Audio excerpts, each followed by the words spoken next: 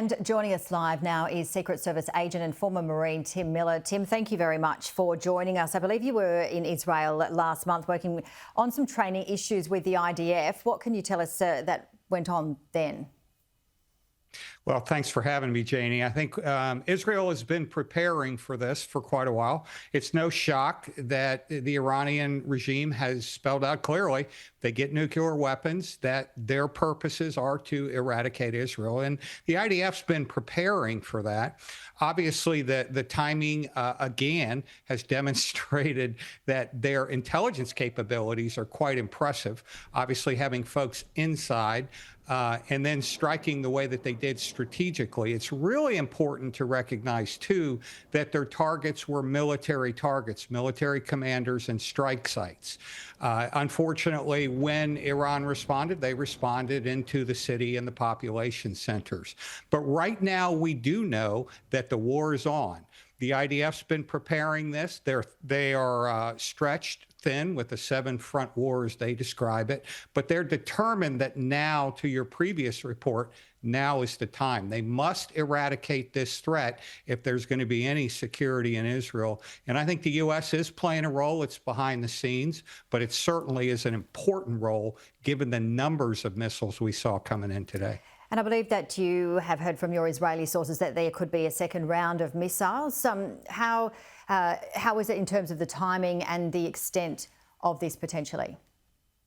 Yeah, I think everybody is poised for the second round. There were some indications about an hour ago that there were some inbound missiles. Obviously, the nationwide alert system for missile deployment has been going all night based on the numbers.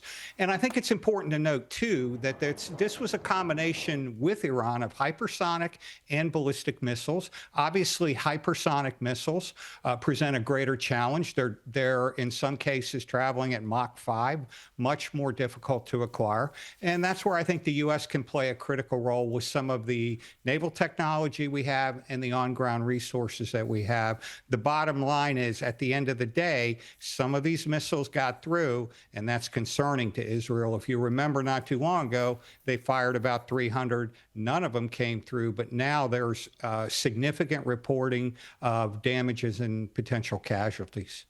And we did hear recently that Benjamin Netanyahu said that Iran was months, possibly even weeks away from completing a nuclear weapon that they could fire off to Israel. Of course, we've had reports from the IAEA that the inspections there saying that the uranium enrichment stockpile has increased.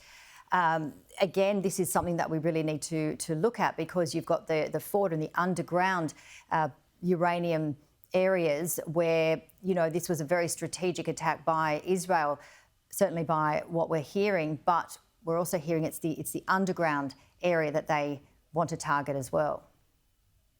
No, that's exactly right, Janie. And that's where, it's difficult to know how impacting the Israeli attack was.